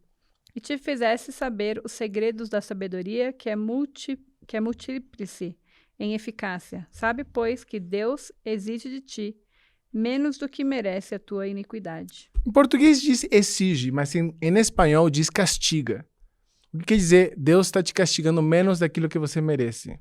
Porque Deus é justo, se você sofre, Deus não pode ser injusto, então você merece aquilo. O fundamento já não é uma experiência espiritual, já não é tradição, simplesmente é uma verdade moral. Deus é bom e se você está se queixando, o problema é teu. E se você clica ali no exige, ele leva para a palavra perdoar. Né? Então, o Senhor, ou seja, tudo a ver com a sua iniquidade, com o seu pecado, você tem que pedir perdão, né? Deus exige de ti que você peça perdão, né? Uhum. Algum comentário a mais? Se você está se queixando, se é a tua culpa, você não teria que se queixar, não. Fica quietinho, fica caladinho. Vale se queixar com Deus? Ou seria só piorar as nossas circunstâncias fazer aquilo? O problema é como queremos ser percebidos por Deus, mas Ele conhece o nosso coração. E se sentimos que ser percebidos por Deus é uma imagem de falsa humildade com Ele, Ele conhece o nosso coração. Sim. E Ele deseja que sejamos honestos com Ele. Fala sem filtro, desencana ali. O que você está sentindo? Essa é uma forma de desenvolvimento também, de relacionamento. Bom, vamos pular até o capítulo 19, porque já eles escreveram muitas cartas, seus amigos argumentando, você pecou, você é pecador. Jó, não pequei. Não estou dizendo que não tenho pecado, simplesmente estou dizendo, não pequei ao ponto de ser proporcional ao meu sofrimento. Então, 19, nos diz, 19, 25, ele pendula para o outro lado e ele recebe uma confirmação. Lá aí você pode fazer a questão do 19, 25? Porque eu sei que o meu Redentor vive e que por fim se levantará sobre a terra. Então, muitas vezes pensamos que o testemunho vem após a aprovação. Não, pode vir em diferentes graus durante a sua aprovação. Capítulos anteriores, ele duvidava se ele ressuscitaria. Aqui ele obtém um testemunho. Eu sei que meu Redentor vive e se levantará sobre a terra.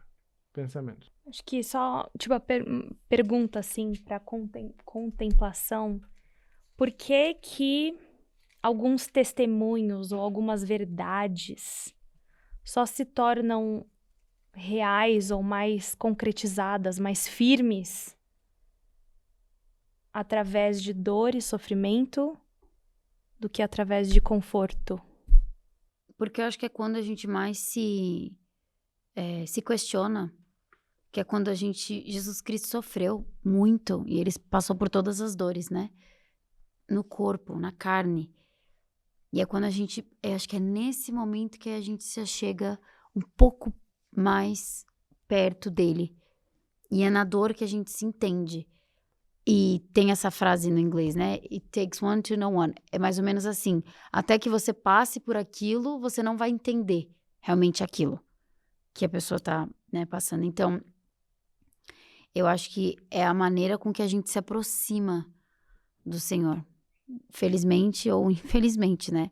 Mas no 13, eu só queria ler o 15, que ele tá falando que ele sabe que o Redentor vive, né? No 19, mas no 15 do capítulo 13, ainda que ele me matasse, nele esperarei.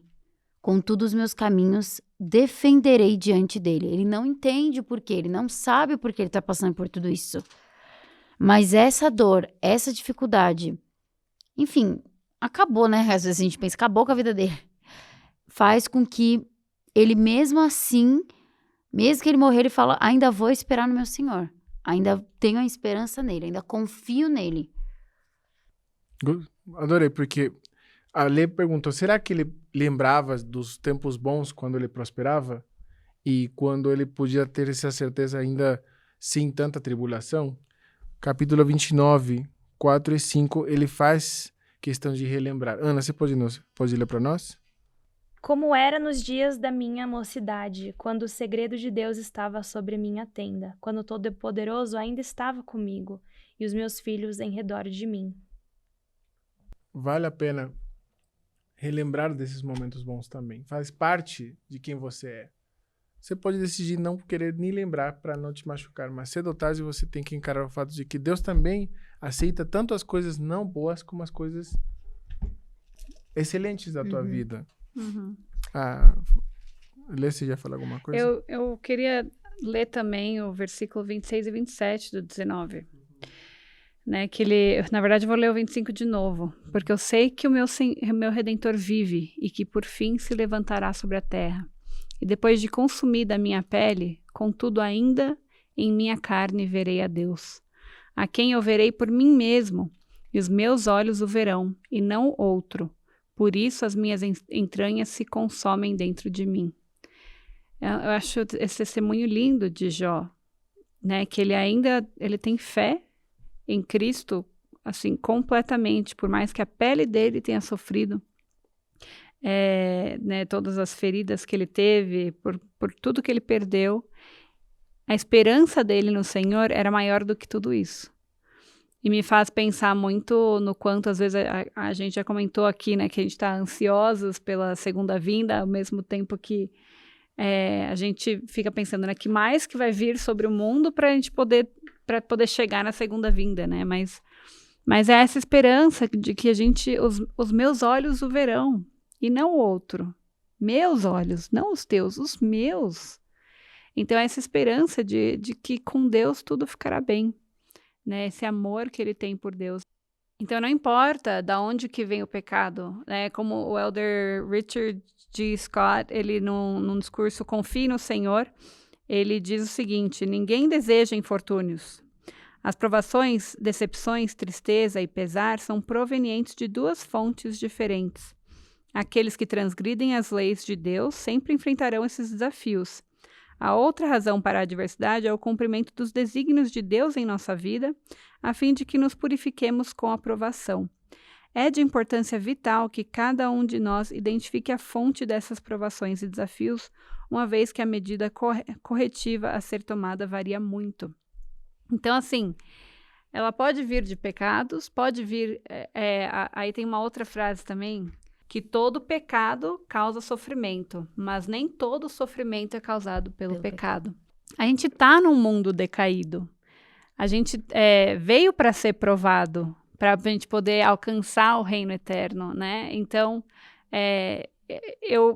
para mim fica essa questão, sabe? Do quanto a gente está disposto a passar por essas provações para conseguir voltar a ver o meu pai. Né? Então, as coisas podem acontecer conosco porque estamos nesse mundo, porque as coisas acontecem, ou por conta do pecado. E eu acho que Jó entendeu isso. Ele falou, não foi minha culpa, não é culpa dos meus filhos, não é culpa de ninguém, mas eu estou num mundo decaído, eu escolhi estar aqui. Ele não sabia disso na época, né? Ele não tinha todo esse conhecimento, provavelmente, de que teve um conselho no céu, que ele escolheu vir à terra. Mas é aí que ele se põe para o Senhor. Ele fala, né? Você é meu Redentor, eu estou ansioso para vê-lo, né? É interessante que aqui, tipo, o Senhor nunca respondeu a Jó. Ele fez tantas queixas, perguntou tantas coisas e o Senhor não respondeu o porquê, né? Mas o que acontece aqui parece que Deus, essa experiência ajudou ele a expandir a sua perspectiva, né? Ele realmente não era o Jó do começo e o Jó aqui do final. E até parece que só a presença de Deus na vida dele, essa âncora que Deus foi na vida dele, foi mais curador do que uma resposta seria. Ia ser legal saber a resposta. Legal, ia me curar um pouco, ia ser um alívio. Mas foi a presença de Deus, foi o relacionamento de Jó com Deus que trouxe esse alívio, essa cura espiritual e emocional para ele. E quantas vezes eu já não senti isso na minha própria vida, né? Várias vezes, inclusive no livro, eu compartilho, né, algumas... Eu não sei a resposta de várias coisas que aconteceram para mim na minha vida. A Letícia acabou de compartilhar que ela teve uma aqui essa semana. Não sei, mas é a presença de Deus na nossa vida que traz paz, que faz com que a gente consiga andar esse caminho e não se desmoronar. Adorei. Porque gostei muito, Ana, do seu comentário. Muito mesmo, porque faz questão de nos lembrar que Jó não sabe o porquê da situação. Nunca é falado para ele, nem é para falar para ele. Mas, sem ser o propósito dele acrescentar e mudar a fé, acontece, porque faz parte da autonomia e do ser que é cada um de nós. No caso de Jó, é mudar uma fé condicionada à obediência e recompensa a uma fé que tem a ver com ter um relacionamento com Deus. Ainda nas queixas, ainda nos momentos de louvor. Em qualquer momento estou conversando contigo. Então, literalmente é a forma de pensar, nesse ponto não me interessa tanto os milagres ou as bênçãos que você pode me trazer. Eu quero ter um relacionamento contigo. Posso ter um relacionamento com meu pai sem esperar que ele pague meu aluguel, que ele pague as minhas coisas, as minhas contas. Posso ter um relacionamento com alguém sem pensar no benefício. Simplesmente o fato de ser com ele, junto com ele. Essa é a fé que acontece com Jó, sim, explicitamente sem nos dizer, vamos provar o Jó para ele acrescentar fé. Não. Acontece porque é e faz parte da experiência nessa vida, nessa provação. E nessa mesma linha, no 38, ele realmente não responde às perguntas, né, vamos dizer, de Jó. Ele não responde exatamente o que Jó quer saber, mas ele mostra para Jó esse princípio muito importante. Eu sou o criador de todas as coisas. Eu fiz todas as coisas. Eu consigo ver além do que você consegue ver. E isso ensina pra gente, muitas vezes, como o Senhor vai nos responder, ou como talvez Ele já respondeu e a gente não soube entender. Talvez não é exatamente sobre aquela pergunta específica, mas Ele vai ensinar o princípio no 38. Quem esteve aqui? Quem fez tudo? Sabe, você é parte de um plano muito maior. Existem coisas que você não consegue ver. E aí, por isso, Jó já confiava, mas confia. Aí, no 42, ele mostra para o Senhor que ele vai confiar, que a gente já confiou, mas assim, continuar confiando no Senhor com a sua vida. Porque o Senhor é o Criador de tudo e vê tudo. Muito mais e muito além do que ele pode compreender. Gostei. Voltando um pouco, né? Para Eliú. Nós tentamos entender aqui como cada amigo tenta explicar o sofrimento, insinuando o pecado. Mas Eliú é um pouco diferente. Ele já dá bronca nos amigos por eles não serem considerados o suficiente. E ele explica que ele enxerga que Jó está crescendo também e está crescendo no sofrimento. E Jó 33, 14 e 18. Esse aqui é o raciocínio. Esse aqui é o raciocínio de Eliú. Alguém gosta de ler? 33, 14 a 18. 33. Antes Deus fala 1 e 2 vezes, porém ninguém atenta para isso. Em sonho ou em visão de noite, quando cai sono profundo sobre os homens e adormecem na cama. Então revela ao ouvido dos homens e lhes cela a sua instrução, para apartar o homem daquilo que faz e esconder do homem a soberba, para desviar a sua alma da cova e a sua vida de passar pela espada. Muito poético, mas o que quer dizer aqui é, às vezes Deus traz o sofrimento para você aprender. É verdade? Sim, com certeza. Quem somos nós para dizer que Deus não usa esses recursos? Mas não é o caso de Jó. Ele está aprendendo através do sofrimento? Sim, com certeza. Mas não veio intencionalmente de Deus para ele aprender alguma coisa. Como você falou, faz parte de um sistema maior, onde forças que não podemos necessariamente entender estão constantemente lutando. E cumprindo seus propósitos. Adorei. Cumprindo seus próprios propósitos. Com certeza. Eliú é o mais sofisticado. Se ele lê tudo aquilo, ele diz, Deus é justo. O sofrimento realmente pode ajudar, pode ensinar. Talvez seja aquilo que está te transformando, né? Exato. Você tem padrões espirituais. Você sofre. Alguma coisa está errada. Ele foi mais perto da explicação do sofrimento. Mas o mais perto não é o mais completo. Interessantemente que precisamos dessas opiniões aqui também para poder filtrar quanto realmente queremos uma resposta de Deus. Então, as pessoas que estão ao nosso redor, que dão respostas até que não são muito apropriadas, funcionam como actantes na nossa vida para poder filtrar aquilo que realmente nós desejamos, em questão de Deus, e aquilo que não. Se Jó realmente não tivesse aquela fé de desenvolvimento, ele ficaria com a primeira resposta, tá certo, eu fiz alguma coisa errada, me perdoe. E não ia mudar nada, ele ia continuar sofrendo, porque não era seu propósito. Ia entrar numa situação muito pior. Simplesmente fez questão de purificar o desejo genuíno de ter uma resposta de Deus. E é engraçado que a gente conhece a história de Jó, mas a gente continua tendo essas mesmas experiências no nosso dia a dia, né? Em que a gente tenta achar um motivo para tudo, é que nem você falou, né, Ana? Por que a gente não simplesmente... Ok, não temos uma resposta e tá tudo bem. Eliú, ele traz essas duas perspectivas, que ou Deus conhece tudo, ele nos conhece e vai nos dar uma lição, ou as tribulações servem para construir seu caráter, vai te mostrar quem que você é. E tem um pouco de verdade nisso, né? Tem um pouco de verdade, mas não toda a verdade. Ele nos dá desafios para forçar isso? Não, mas ele permite com que eles aconteçam. E acontecem organicamente, porque somos autônomos. Não foi literalmente colocado para acontecer, como seria a escola de provérbios.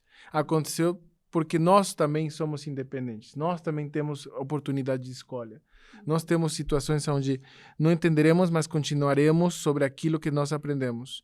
Finalmente, chega uma resposta de Deus. O melhor dos amigos chega, né? O melhor dos... adorei.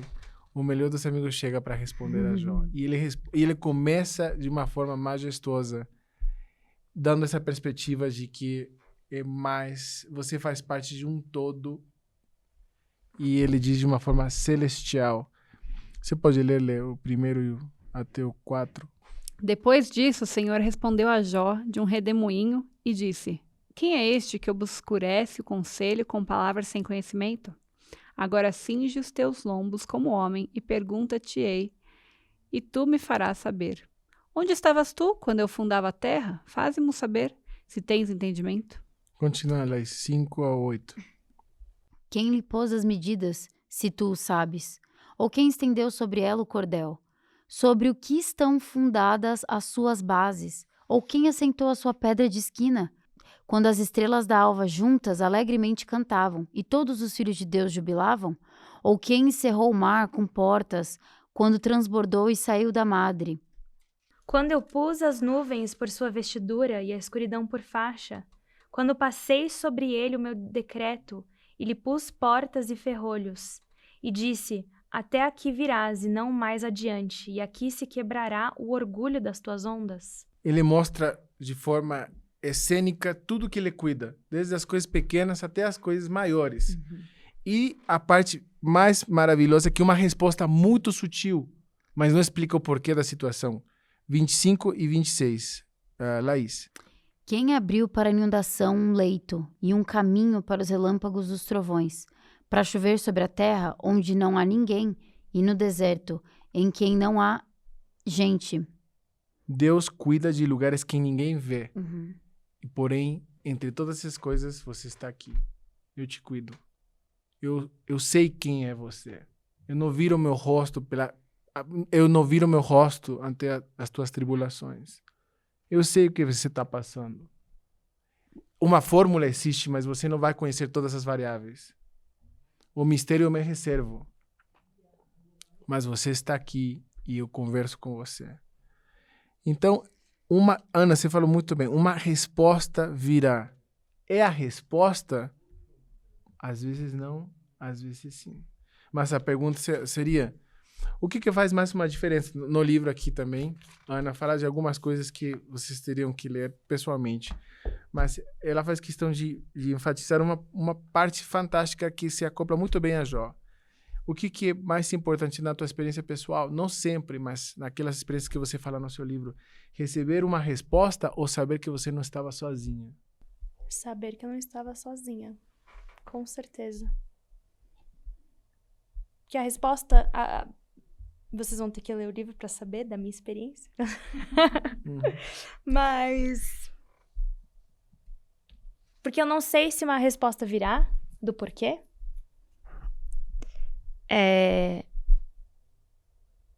E eu acho que eu tô num ponto que, tipo, a resposta não vai fazer diferença nenhuma. Tô muito mais ligada não só comigo mesma, intuitiva, confiando em mim, nos meus dons, em quem eu sou, mas também o meu relacionamento com Jesus Cristo. Porque durante essa minha fase de Jó que eu tive, foi muito difícil, muito desafiador, mas eu fui abençoada de poder ter olhos para ver a presença de Deus em todo o momento. Chorei muito, foi muito difícil, mas ele estava lá, só sentado comigo. Às vezes ele me dava respostas que eu não sabia que precisava, que não tinham nada a ver com o problema, mas eu precisava naquele momento. Então, para ser sincera, eu acho que eu já até no momento que eu tô na vida, eu já nem procuro mais uma resposta.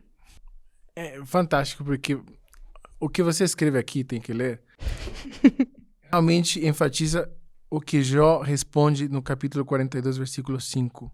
Com o ouvir dos meus ouvidos, te ouvi, mas agora te vê o meu olho. Você me deu respostas que nem estava procurando. Agora realmente sinto que não faz diferença, mas agora consigo ver que dentro de todas as coisas que você cuida, Pai Celestial, eu estou aqui. E para mim é suficiente. Então, essa aqui não é uma resposta para você dizer sofra até você sentir que a resposta não é necessária. Não. É dizer, procura sua resposta. Melhore seu relacionamento com Deus, seja através de queixas ou através de louvores. Faça questão de estar presente com Ele. O mais maravilhoso de uma resposta não é recebê-la, mas é descobrir o que tem nessa jornada. Esse é o desenvolvimento pessoal com Deus. E Jó recebe prosperidade, mas não foi por causa da lealdade, da paciência. Senão a gente cairia no Provérbios. Ele fez A mais B e deu C.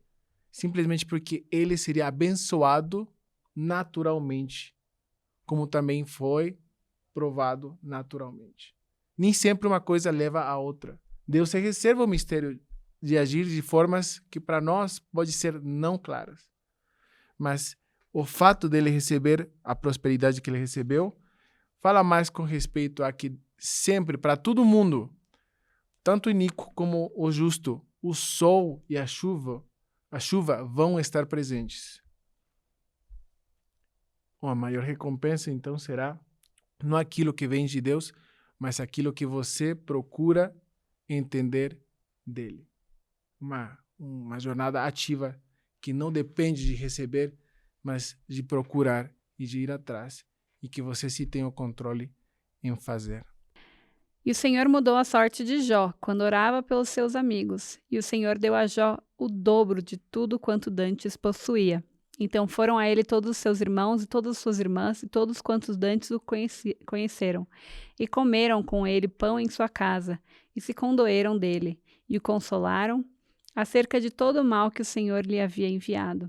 E cada um deles lhe deu uma peça de dinheiro e um pendente de ouro. E assim abençoou o Senhor o último estado de Jó, mais do que o primeiro, porque teve 14.000 ovelhas e 6.000 camelos, e 1.000 juntas de bois e 1.000 jumentas. Também teve 7 filhos e 3 filhas. E chamou o nome da primeira Gemima, e o nome da outra Quesia, e o nome da terceira Queren-Hapuque. E em toda a terra não se acharam mulheres tão formosas como as filhas de Jó. E seu pai lhes deu herança entre seus irmãos. E depois disso viveu Jó 140 anos, e viu seus filhos e os filhos de seus filhos até a 4ª geração. Então morreu Jó, velho e farto de dias. Os filhos que ele perdeu não viram os novos não substituíram os filhos que ele perdeu. Não é uma substituição, não é uma restauração daquilo que ele tinha perdido. Simplesmente ele foi abençoado do mesmo jeito, aleatório até para ele pode ser, mas que para o Senhor é exatamente cuidadoso do sofrimento que ele passou. O que é da nossa fé quando as explicações falham para entender o sofrimento? Ele viveu 140 anos, né? 140 anos. Com tudo fardo de dias. A fé de cada um de nós tem que crescer em algum ponto da nossa vida, vai começar através de obedecer para receber recompensas. Até na missão fazemos questão, para quem é novo no Evangelho, de prometer constantemente bênçãos. Mas chega um ponto onde você vai reparar que muitas dessas bênçãos prometidas virão e serão retiradas. E isso que exploramos em Jó. Não é aquela fé que vai atrás de uma promessa. É aquela fé que quando você recebe uma promessa, recebe essa bênção e é retirada, além da gratidão que você pode ter, vem um momento de luto, vem um momento de angústia e vem um momento onde Deus pode não te explicar o porquê, mas o que mais fica com você é o relacionamento que você tem com Ele. E cada um tem um relacionamento diferente. Nenhum filho tem os mesmos pais. Embora sejam irmãos, tem versões diferentes de quem são os pais. E da mesma forma com Deus. Deus é um pai amoroso, um pai presente e um pai que tem que gestionar coisas além da nossa visão. E dentro de todas essas coisas, nós estamos exatamente ali. Perfeito. Muito obrigado, Arellano, por ter não só participado do nosso episódio, mas ter liderado aqui a nossa discussão. Foi muito bom. Obrigada por todo o seu esforço e estudo para estar aqui com a gente hoje. Ele dirigiu 4 horas só para vir aqui. Ó. Mas muito obrigado mesmo, meninas, obrigada por essa discussão tão gostosa. Eu acho que todos nós estávamos precisando desse estudo de Jó e espero que vocês aí de casa tenham sentido do mesmo espírito que a gente sentiu aqui. E nós vamos deixar vocês agora com uma música, Eu Sei Que Vive Meu Senhor, por Elton e Mila Luz.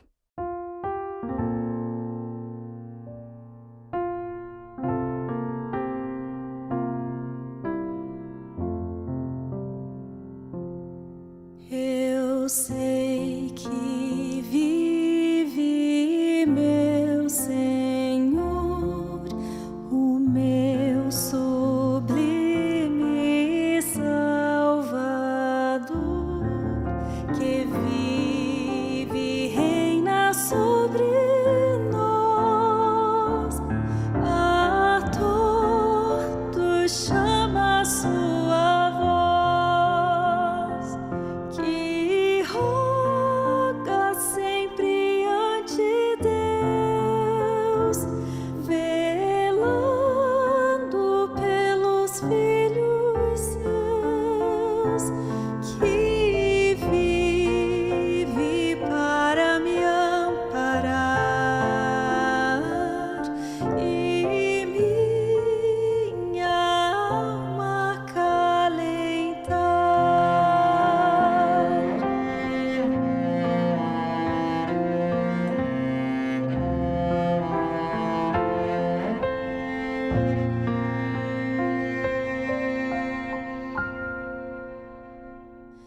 Eu sei que vive meu Senhor,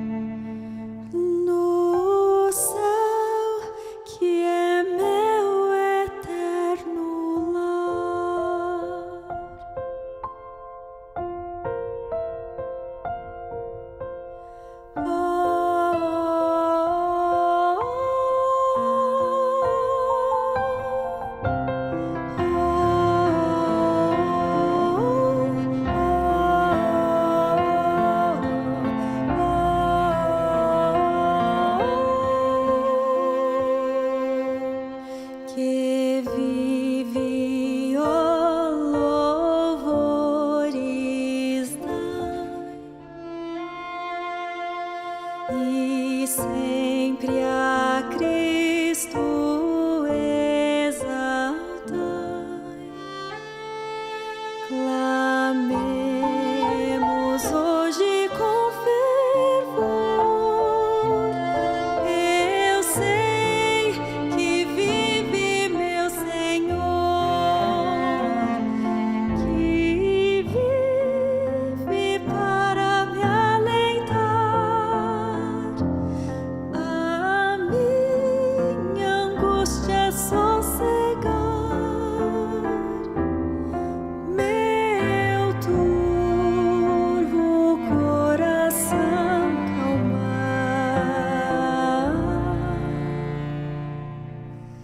e novo alento inspirar, que tem conselhos para mim e manda a sua paz sem fim, que vive para consolar e com ternura me guiar, que vive, ó louvores dai, e sempre a Cristo exaltai. Do mundo é o Redentor,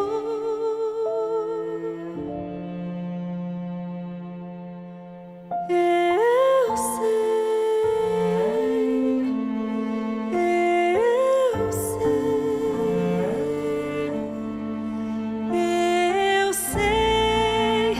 que vive meu